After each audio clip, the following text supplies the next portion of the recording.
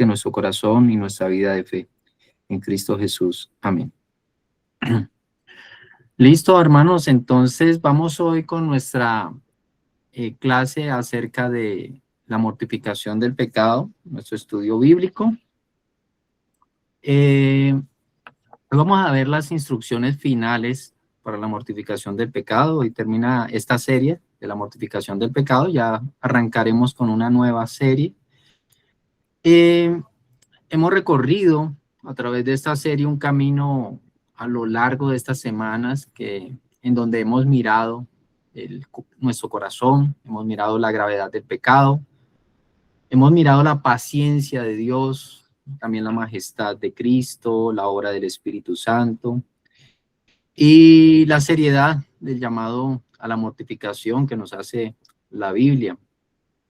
Pero antes de cerrar esta serie, nosotros necesitamos ver algo que es muy importante, no podemos perder de vista, y es que la mortificación del pecado, hermanos, no es solamente tu obra, o sea, no es nuestra obra únicamente, también es la obra del Espíritu Santo, es una obra conjunta, una cooperación entre el Espíritu Santo y el creyente. Recordemos que la salvación, la justificación es una obra solamente de Dios, y la santificación, que es a lo que respecta o hace parte, la mortificación del pecado, hace parte de la santificación, es una obra conjunta entre el Espíritu Santo y el creyente. ¿Sí? El creyente sabe lo que tiene que hacer, entiende los medios de gracia y sabe que tiene que perseverar en la fe, es el llamado que nos hace la Escritura. El creyente debe luchar, pero no confiar en su lucha. El creyente debe esforzarse, pero no descansar en su propio esfuerzo. Debe pelear, pero su esperanza no debe estar en la espada que él tiene, sino en su Salvador, en Jesucristo. Entonces, en esta última lección acerca de la mortificación del pecado, nosotros vamos a ver lo que debemos hacer como creyentes, pero también lo que solamente el Espíritu Santo puede hacer. Y oro, hermanos, para que esta enseñanza que cierra esta serie sea un llamado profundo a que dependamos de Cristo para luchar contra el pecado y que caminemos en la libertad del Espíritu Santo. Ahora, si estas dos verdades de las que les he hablado, hermano, la responsabilidad nuestra como creyentes y la obra del Espíritu Santo son dos verdades inseparables, entonces quiero que veamos primero lo que Dios nos llama a hacer, cuál es nuestro papel en esta batalla contra el pecado. Después veremos lo que solamente el Espíritu Santo puede hacer. Entonces comencemos como primero en la obra que el creyente debe realizar, la responsabilidad que el creyente tiene en la mortificación del pecado. Y hermanos, debemos entender que Cristo no nos llama a observar la guerra desde lejos. ¿Sí? No es una batalla que solamente libre Cristo en nuestra santificación, sino que el Señor nos llama a que entremos en la batalla, pero confiando en el poder de Dios. O sea, no en nuestro poder, debemos entrar en la batalla, pero confiando en el poder de Dios. Y la primera responsabilidad del creyente en esta batalla es fundamental. La primera responsabilidad que tiene el creyente en esta guerra de la mortificación del pecado es ejercitarse en la fe. Escuchen bien, hermanos, ejercitarnos en la fe. La mortificación empieza siempre con la fe, no con la fuerza de voluntad, yo voy a lograrlo, no con estrategias, voy a ver cómo venzo el pecado. Lo primero es la fe, es mirar a Cristo como la única fuente de poder para matar el pecado. Cuando hablamos de fe, hermano, no estamos hablando de optimismo humano, yo sí puedo. Eso no es la fe, hermano. La fe es dependencia real de Dios. Por eso el primer paso que debemos tener en cuenta en la mortificación del pecado es aprender a confiar en que Cristo no nos dejará solos en la lucha. No estamos solos en esta lucha. Debemos confiar en que Cristo nos va a dar lo necesario para que nosotros podamos luchar contra el pecado. Entonces, hermano, algo que debes considerar es que en tu fuerza tú no vas a vencer. Pero Cristo nunca se cansa de sostenernos. Él tiene gracia suficiente, Cristo tiene el poder suficiente y tiene el amor suficiente para que podamos vencer el pecado. Recordemos lo que dice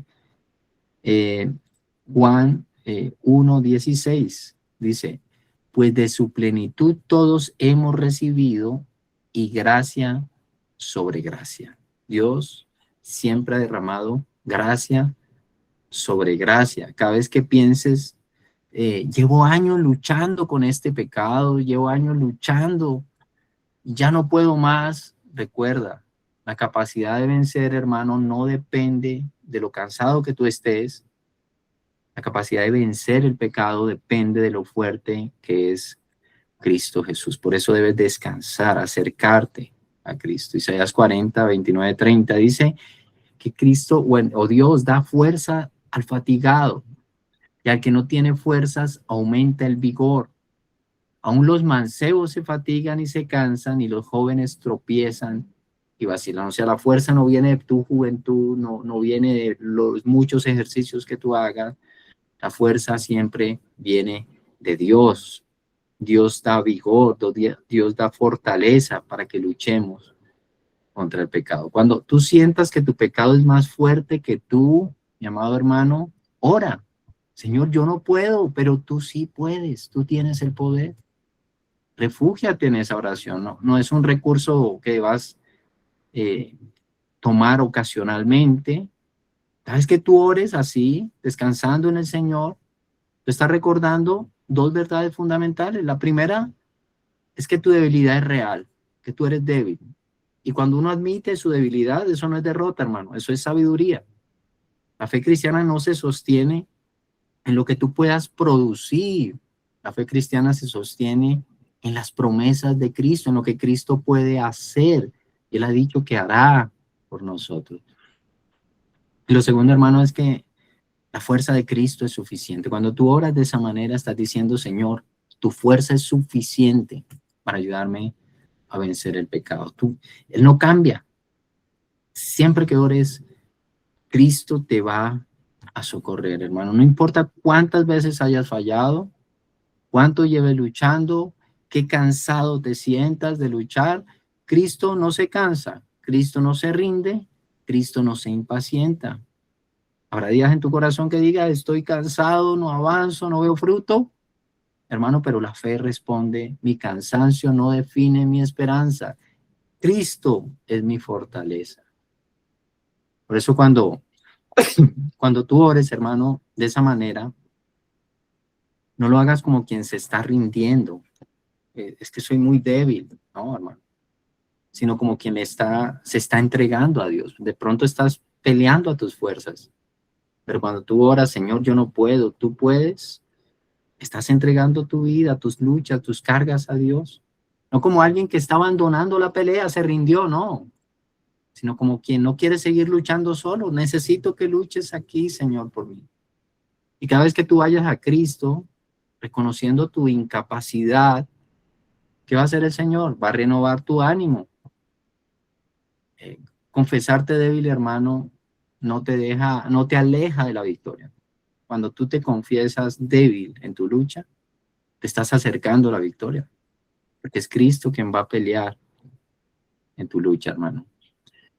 Muchos creen en el poder de Cristo, pero pocos esperan con confianza en la ayuda de Cristo. Por eso el siguiente paso que nosotros debemos tener en el ejercicio de la fe, en ejercitar nuestra fe, es animar a nuestro corazón a esperar en Cristo, a confiar en su ayuda.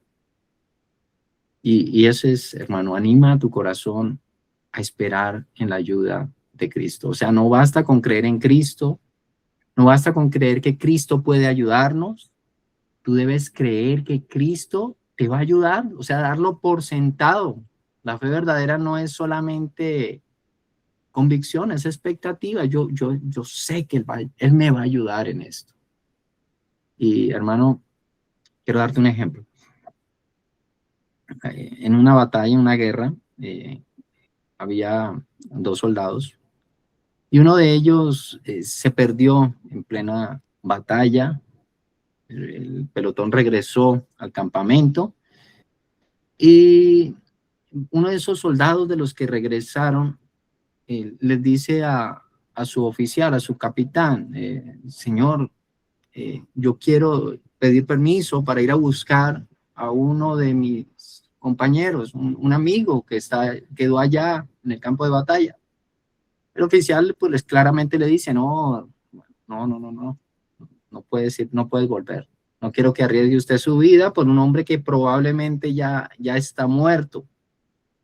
Y bueno, el soldado no hizo caso, el soldado a escondidas se fue y 1 hora más tarde regresa ese soldado con un herido de muerte en sus hombros y era su amigo. Llega con el cadáver de su amigo al campamento, pero él también está herido de muerte. Llegó casi que con las últimas fuerzas que le quedaban y viene y se le acerca furioso el capitán, hombre, que yo le había dicho que no valía la pena, ¿por qué se fue detrás de su compañero? Su compañero está muerto. Y el soldado le respondió, señor, si valió la pena, porque cuando yo encontré a mi compañero, a mi amigo, él todavía estaba vivo y pudo decirme sonriendo, mi amado amigo, estaba seguro que tú volverías por mí. Hermanos, y nosotros debemos ser como ese soldado moribundo que sabía que su amigo iba a volver por él. Estar seguro, hermano, en nuestro corazón, con la certeza firme de que Cristo vendrá a socorrernos cuando estamos luchando contra el pecado. Cristo no nos va a abandonar. Cada mañana nosotros debemos declarar con fe, Cristo vendrá a socorrerme. Hoy su gracia me va a sostener. Ahora, hemos visto, hermanos, que lo primero que debemos hacer es ejercitar nuestra fe. Ahora, otra responsabilidad que tenemos como creyentes es nutrir nuestros pensamientos para que nuestros pensamientos alimenten también nuestra fe. No solo ejercitarla, sino alimentar nuestra fe. La fe se nutre, ¿de qué manera? A través de la verdad. Cuando la mente se llena de Cristo, hermano, debemos debilitar el pecado, robarle fuerza al pecado a través de una mente llena de Cristo. Y debes pensar mucho en Cristo. Él es nuestro sumo sacerdote. Debemos pensar, Cristo se compadece de nuestras luchas. Cristo conoce mis debilidades. Cristo intercede por mí porque Él es el sumo sacerdote. Cristo nos invita a entrar al trono de la gracia. Recordemos lo que dice Hebreos 4, del 15 al 16, porque no tenemos un pontífice que no se pueda compadecer de nuestras debilidades o flaquezas, mas tentado en todo según nuestra semejanza, pero sin pecado. Lleguémonos pues confiadamente al trono de la gracia para alcanzar misericordia y hallar gracia para el oportuno socorro. Tenemos libre acceso al trono de la gracia. Cristo nos entiende, conoce nuestras debilidades y nosotros debemos llenar nuestros pensamientos de esa verdad. Cristo me entiende, Él conoce mi debilidad. Puedo acercarme al trono de la gracia que Él abrió a través de la cruz, de su resurrección. Y entrando a ese trono de la gracia puedo alcanzar misericordia y oportuno socorro. Cuando tú estés tentado, hermano, repite en tu corazón, tengo un sumo sacerdote que me recibe con gracia. Él no está enojado. Cuando la tentación parezca más fuerte que tus fuerzas, detente un momento y recuérdale a tu corazón, hermano, mi Salvador no me mira desde lejos, Él intercede por mí. No te acerques a Dios pensando que Dios está decepcionado cada día de ti. Acércate creyendo que Cristo te te recibe con ternura, porque Él comprende tus batallas, Él comprende tus luchas. Él nunca pecó, pero Él te comprende en tus flaquezas, en tus debilidades. Él sabe de qué estamos hechos. Y cada vez que falles, hermano, huye hacia Dios, no lejos de Dios. La vergüenza te dirá, escóndete. La fe te dirá, acércate. El sumo sacerdote que te espera en su trono de gracia no tiene un corazón cansado. El Señor está lleno de compasión. Él tiene un corazón compasivo, un corazón misericordioso. Y haz de esta frase un escudo diario. Mi pecado es grande, pero mi sumo sacerdote es mayor. Y piensa, hermano, también llena tus pensamientos de la fidelidad de las promesas de Dios. No solamente que Cristo es el sumo sacerdote, sino que es un Dios fiel que cumple sus promesas. Dios no solo te llama a la santidad, Dios te promete darte lo necesario para que tú alcances la santidad. Dice en Mateo 1:21, Él salvará a su pueblo de sus pecados. Primera de Juan 3:8, el Hijo de Dios apareció para deshacer las obras del diablo. Romanos 6:14, el pecado no se enseñoreará de ustedes. Y si Dios prometió todo esto, hermanos, si Dios prometió rescatarte de los pecados, si Dios prometió deshacer las obras del diablo, si Dios prometió que el pecado no se va a enseñorear de nosotros, ¿crees? Si Él prometió, Él lo va a hacer. Él lo va a hacer, hermano. No basta con saber que Dios promete, porque esa es otra cosa. Que a veces sabemos, pues sí, la Escritura tiene promesas, pero no basta con eso. Debes vivir como alguien que cree que Dios cumple sus promesas. Dios es un Dios fiel. Él cumple las promesas. Ahora, ¿a qué te animo, hermano, en esta semana? A que elijas una promesa de Dios, a que la escribas, a que repitas esta promesa en oración, a que medites en ella mientras, no sé, vas hacia tu trabajo, mientras trabajas, mientras regresas a casa, cuando regreses a casa.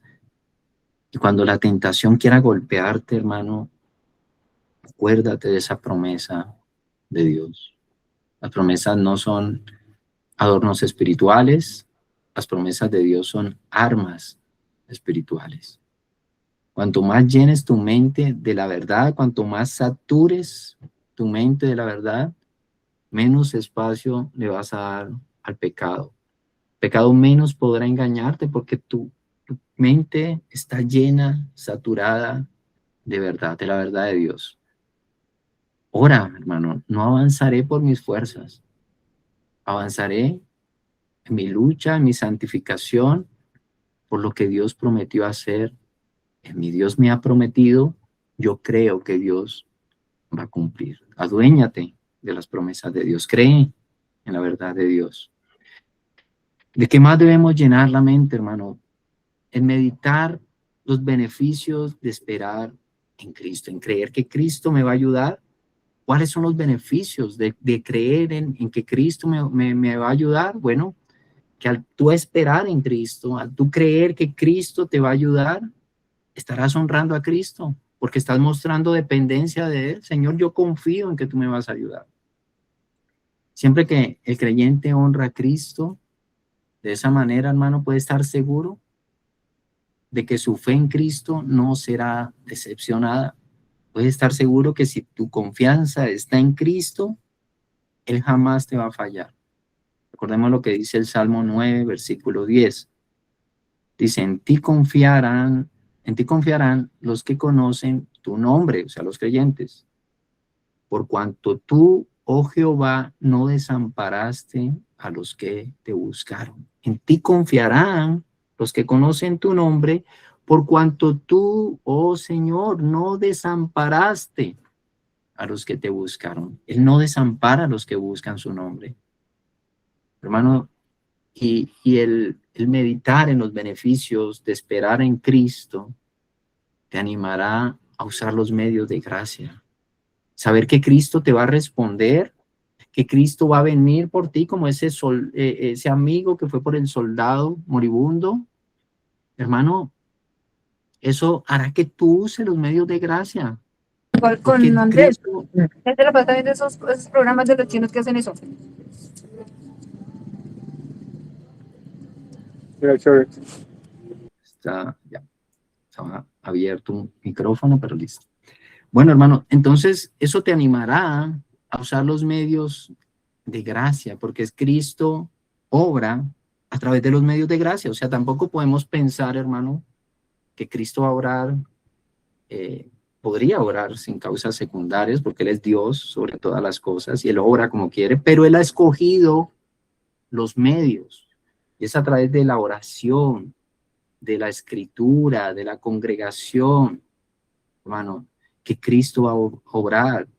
Y si tú sabes que estás esperando en que Cristo obre, entonces la manera en que Él va a obrar es a través de los medios de gracia. Tú vas a usar de los medios de gracia. Eso te va a animar a usar los medios de gracia. Si tú fueras un mendigo y creyeras que hay un hombre que puede ayudarte, entonces tú harías todo lo posible por llamar la atención de este hombre, ¿verdad? Y cuando diga que quiere ayudarte, entonces tú harás lo que Él pide para ayudarte. ¿Verdad? Si tienes que ir acá, hacer esto, hacer aquello, tú lo vas a hacer, porque este hombre te va a ayudar. De la misma manera, hermano, tú vas a usar los medios de gracia, porque es la manera en que Cristo te va a ayudar. Entonces, si tú esperas en Cristo, si tú sabes que Él va a responder, eso te va a animar a orar más, a leer más la Escritura, a congregarte más, a buscar más, a perseverar más.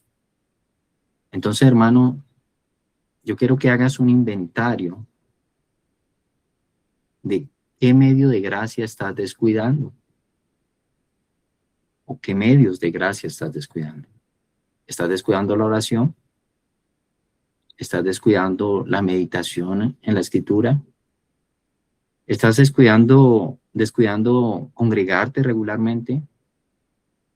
¿Estás descuidando la relación con los hermanos?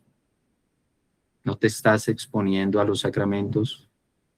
¿Qué medios de gracia estás descuidando? Hermano, y todos, recuerda que esos son canales por donde Cristo envía su ayuda, es a través de los medios de gracia. Hermano, ¿cuántas veces hemos nombrado los medios de gracia en estos estudios bíblicos? Si tú dejas de usarlos, hermano, no estás fallando en una disciplina solamente. Estás fallando en expectativas, no estás creyendo que Cristo puede ayudarte. Pues si tú no usas los medios de gracia, estás diciendo que Cristo no.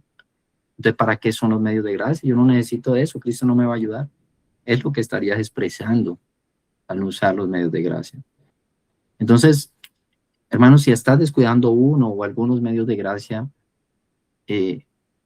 debes en esta semana recuperarlos a partir de hoy. Y no lo hagas como un ejercicio religioso, sino como alguien que dice, Señor, espero en que tú me hables. Espero en que tú me transformes. Una vida de santidad, hermano, se construye a través de pequeños hábitos sostenidos por la fe. Hacer uso de los medios de gracia es fe, porque es creer que Dios me escucha cuando oro. Es creer que Dios me habla a través de su palabra. Es creer que las promesas de Dios son verdaderas y por eso medito en la Escritura. Es creer que Dios me ha llamado a congregarme con su pueblo, y es que en medio de su pueblo voy a ser animado, exhortados, voy a santificarme más. Es creer que los sacramentos Dios los ha dado para mi alimento espiritual, para seguir perseverando, para ser unido a Él. Hermano, retoma los medios de gracia. ¿Qué más debo hacer, hermano? Enfocar la fe en la muerte de Cristo. Es importante esa cruz, pensar en la cruz, llenar mis pensamientos de la cruz. La cruz de Cristo no solo me perdona, la cruz de Cristo, su sacrificio me ha dado poder para matar el pecado. Cristo murió para que tú mueras al pecado. Cristo resucitó para que tú vivas en Él, para que andes como Él anduvo. La principal razón para que tú mortifiques tu pecado, hermano, es la muerte de Cristo.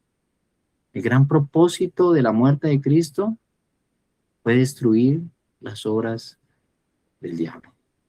Recordemos lo que dice Tito, capítulo 2, versículo 14, que se dio a sí mismo por nosotros, hablando de Cristo, para redimirnos de toda iniquidad y limpiar para sí un pueblo propio celoso de buenas obras. Él se dio a sí mismo por nosotros para redimirnos de toda iniquidad. Y no solamente redimirnos, sino limpiarnos, santificarnos. Santificar, dice, para sí un pueblo propio celoso de buenas obras. La cruz de Cristo es importante, meditar en ello, en lo que Cristo hizo. Él murió para librarnos del poder de nuestros pecados. Él murió para santificarnos, para que purificarnos de las concupiscencias que nos corrompían, hermano. Enfoca tu fe en Cristo tal como Él es expuesto en el Evangelio. Piensa en lo que el Señor hizo por ti. Él tuvo que morir por tu pecado. El Hijo de Dios tuvo que morir por tu pecado para que ahora tú puedas andar en novedad de vida. Lo que Cristo hizo fue romper las cadenas del pecado para que tú puedas vivir en libertad. Al vivir en libertad, tú puedes servirle a Cristo con libertad. Cuando uno está atado al pecado, no puede servir porque está esclavo del pecado. Pero Cristo te dio libertad del pecado para que tú ahora le puedas servir, puedas vivir para Él.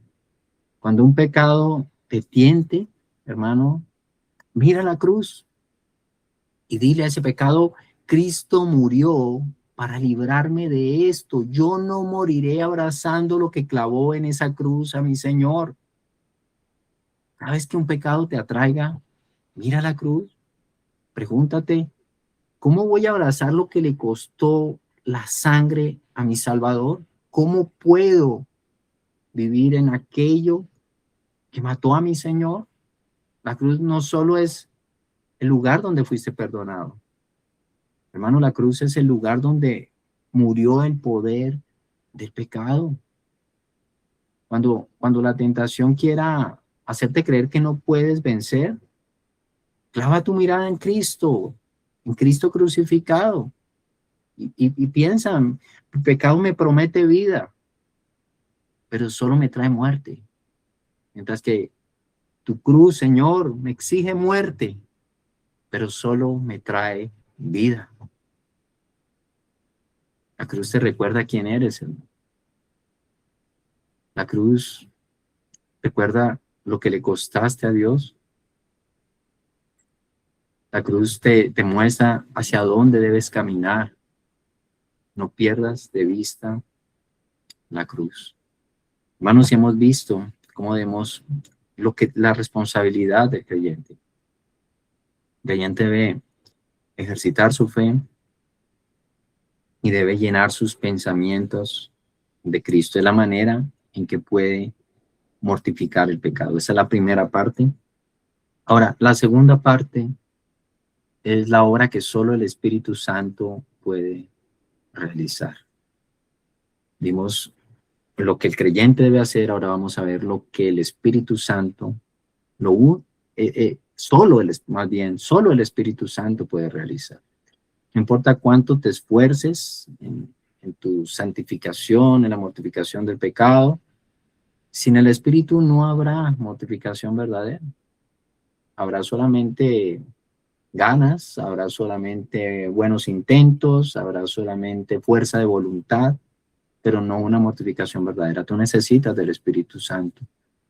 Y el Espíritu Santo no es el asistente para la mortificación, porque podemos pensar: bueno, como el creyente tiene que hacer una parte y Dios otra, No, hermano. Dios hace las dos porque nos da el querer como el hacer. Y Él es el poder mismo que le da vida a tu esfuerzo. Eso no lo podemos perder de vista.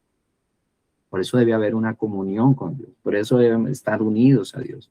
¿Qué dice el Señor en Juan 15? Apartados de mí, nada pueden hacer. Solamente en comunión, solamente unidos al Señor, podemos tener una verdadera mortificación. Ahora, consideremos lo que el Espíritu Santo hace para que nuestra obra de la mortificación tenga éxito. Lo primero es que solo Él puede convencerte de la maldad del pecado. Tú puedes saber que algo está mal. Tú puedes saber que eso es pecado, lo que te está tentando. Pero solo el Espíritu Santo te hace sentirlo en el alma. Él convence el alma de toda maldad. Él convence el alma de culpa. Él convence el alma del peligro de caer en esos deseos pecaminosos. Y si tú no tienes esta convicción, hermano, no vas a luchar. Si tú no tienes convicción de pecado, no te vas a quebrantar. Si tú no tienes convicción de pecado, no vas a perseverar. Esa es una obra que hace el Espíritu Santo en nuestro corazón. Haz de tu oración una disciplina diaria, hermano.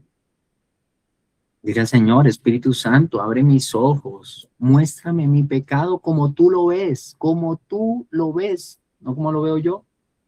No, porque muchas veces podemos asumir que vemos claramente el pecado. La carne siempre va a maquillar el pecado, va a excusarse, va a minimizar el pecado. Pero quizá donde tú ves una debilidad, es que es una debilidad mía, el Espíritu Santo puede estar mostrándote que no es una debilidad, hermano, que es una cadena que te está arrastrando. Donde tú ves de pronto algo pequeñito, bueno, no es tan malo, el Espíritu Santo te puede mostrar que eso va a robar tu vida espiritual. Pídele a Dios que te dé lágrimas antes de que tengas heridas, que te dé convicción de pecado antes de que tengas consecuencias por causa del pecado. Ahora, lo segundo que hace el Espíritu Santo es que solo Él puede asegurarte que Cristo vendrá a ayudarte. Tú puedes creer, pero Él te va a asegurar que Cristo va a venir a ayudar. Poner duda es una de las armas favoritas del enemigo. Puede venir pensamientos a tu mente, hermano.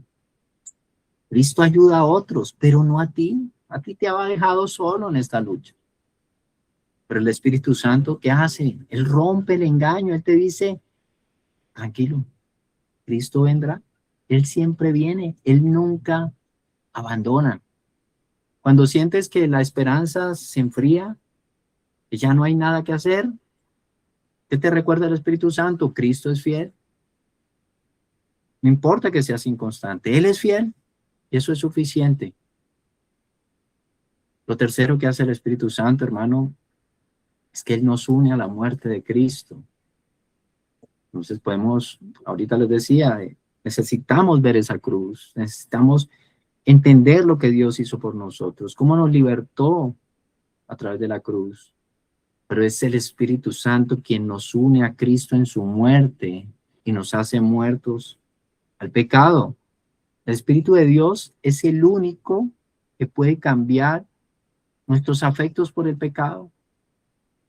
¿Cómo es posible que el borracho que amaba la bebida deje de beber? ¿Cómo es posible que el lujurioso sea ahora un hombre santo? ¿Cómo es posible que los afectos de una persona por el pecado cambien? El Espíritu Santo es quien rompe esos amores, es quien cambia los afectos, es quien debilita los deseos impuros, es quien le da vida y coloca obediencia a tu alma, hermano. Él hace lo que tú jamás podrías hacer, solo el Espíritu de Dios. Ahora, otra cosa que hace el Espíritu Santo, solo Él inicia y sostiene la santificación. Él es quien sostiene la santificación. Por lo tanto, hermano, la mortificación no es un acto, una acción. La mortificación del pecado es un estilo de vida. Y esa vida solo puede ser sostenida por el Espíritu Santo. El Espíritu Santo es quien nos da suministros. El Espíritu Santo es quien da la influencia para santificarnos, para debilitar el poder de nuestros deseos pecaminosos. Él nos equipa, Él coloca afectos por los medios de gracia, ¿verdad? Nuevos afectos hacia el pecado, y nos ayuda a perseverar en esos afectos para que abandonemos el pecado, para que sintamos odio hacia el pecado. No quiere decir que seamos perfectos, hermano, no quiere decir que automáticamente por tener el Espíritu de Dios seamos santos al borde de la canonización. No estoy diciendo eso. Estoy diciendo que nuestros afectos cambian. El pecado que antes amabas ya no lo amas. Hay debilidad en ti, pero ya no amas, ya no quieres pecar, ya no quieres ofender a Dios. Y eso solamente lo hace el Espíritu Santo. ¿Sabes por qué no has abandonado la fe? ¿Sabes por qué sigues volviendo a la palabra de Dios? ¿Sabes por qué sigues luchando aun cuando estás cansado? ¿Sabes por qué sigues asistiendo a la iglesia? Porque el Espíritu Santo te sostiene. Es lo único. No hay otra razón, hermano. No es por tu poder. Es porque el Espíritu Santo te sostiene. Por eso cada vez que perseveras, cada vez que permaneces, cada vez que te levantas y aún confías en el Señor, y no es mis fuerzas, es que el Señor me sostiene, Él sostiene mi fe. Otra cosa que hace el Espíritu Santo, hermanos, es que intercede dentro de nosotros. Cuando no sabes qué orar, Él ora. Cuando no sabes qué hacer, Él es quien guía. Cuando tú no sabes cómo seguir adelante, Él es quien nos levanta. Es el Espíritu Santo quien suplica por nosotros. Es por el Espíritu Santo que tú buscas a Dios para abandonar el pecado. Es Él quien coloca el querer como el hacer. Romanos 8, recuerden que dice que Él intercede por nosotros con gemidos indecibles. ¿Quién sabe orar como conviene? El Espíritu intercede con gemidos indecibles por nosotros. Cada vez que tú notes un cambio real en tu vida, cada vez que tu vida camine más hacia Cristo, cada vez que tú vences una tentación, hermano, cada vez que sientes tristeza por el pecado, cada vez que tienes victoria sobre un hábito, cada vez que tienes más amor creciente hacia la santidad, no te atribuyas el crédito. No es porque eres genial, es porque Dios está haciendo una obra en tu corazón a través de su Espíritu.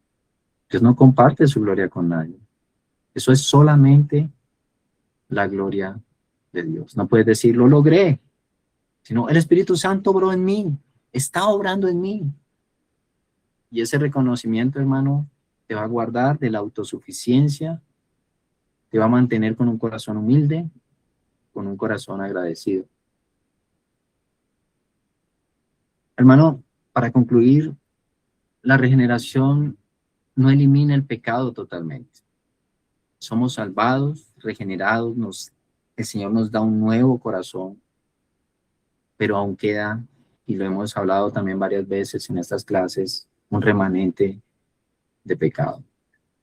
Pero lo que sí hace la regeneración, hermano, es que cambia nuestra relación con el pecado para siempre. Si tu relación con el pecado no ha cambiado, debes examinarte para ver si estás andando en la fe, para ver si el Espíritu de Dios realmente está morando en ti. Ahora, somos libres, pero debemos vivir como libres. El pecado sigue vivo, es verdad, está allí, remanente, pero ya no reina en nosotros, no puede estar gobernando nuestra vida. El pecado golpea, sí, nos tienta, pero ya no manda nuestra vida, ya no tiene el control de nuestra vida. Cristo lo derrotó en la cruz y ahora por el Espíritu nosotros lo derrotamos en nuestro corazón. El pecado, hermano, es engañoso. El pecado se esconde bien, se disfraza muchas veces de paz, se adormece para que nos confiemos y ataca después. Por eso la mortificación no es un proyecto de una semana, no es algo que debas hacer solamente unas veces. La mortificación del pecado es un trabajo de toda tu vida. Cuando el pecado te deje en paz, es solamente en ese momento en que tú podrás dejar de llevar a cabo la mortificación del pecado. O sea que, hermano, siempre vas a tener que mortificar el pecado, porque el pecado nunca te va a dejar en paz. Tienes que seguir luchando. Y hermanos, hoy termina esta serie acerca de la mortificación del pecado, pero quiero que escuchemos la voz de Jesús cuando nos habla en Lucas 9. Y el Señor dijo, si alguno quiere venir en pos de mí, niéguese a sí mismo, tome su cruz cada día y sígame. No podemos vivir una vida cristiana como si no hubiese pasado nada.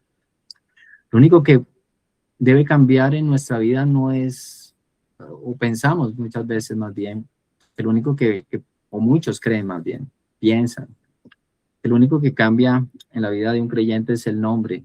Y antes se decía, no soy cristiano y ahora soy cristiano, pero no, hermano. Un creyente cambia en toda su manera de vivir. Un creyente eh, muestra, proyecta que ha tenido un encuentro con Dios. Es alguien diferente. Las personas lo perciben. Él mismo se percibe, ya no soy el mismo, no sé qué me pasó. No sé a qué horas cambió mi corazón.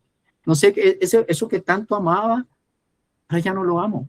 Ahora amo a Dios y amo hacer la voluntad de Dios. Eso es lo que piensa un creyente, hermano. Ahora, ¿cuál será tu relación con el pecado después de esta serie? ¿Qué te ha hablado el Señor acerca del pecado, de la manera en que debemos luchar en contra del pecado, de lo que significa el pecado, de lo que significa la cruz, de la manera en que debe vivir un creyente? ¿Vas a volver a lo mismo? ¿Vas a dejar enfriar tu corazón? ¿O vas a caminar en obediencia, como lo demanda el Señor a sus hijos? Hoy el Señor te pregunta, ¿qué pecado estás dejando respirar en tu vida? ¿Qué deseo estás permitiendo crecer en tu vida? ¿Qué excusas estás usando en tu vida para no matar el pecado? Y el Señor te recuerda con autoridad, hermano, que Él murió para que tú vivas en libertad, para que tú vivas libre. Él envió su Espíritu para darte poder. El Espíritu de Dios mora en ti. Él está contigo en tu lucha. Tú no estás solo. Entonces, ¿por qué peleas como si estuvieras solo? Y el Señor, quiero que terminemos esta serie escuchando su voz, escuchando la voz del Señor. O más bien, hermano, no. Terminemos esta serie diciéndole nosotros al Señor, haz en mí lo que yo no puedo hacer. Dame odio por el pecado. Dame amor por Cristo. Dame un corazón nuevo cada día y santifícame cada día de mi vida, Señor. Amén. Bueno, mis amados,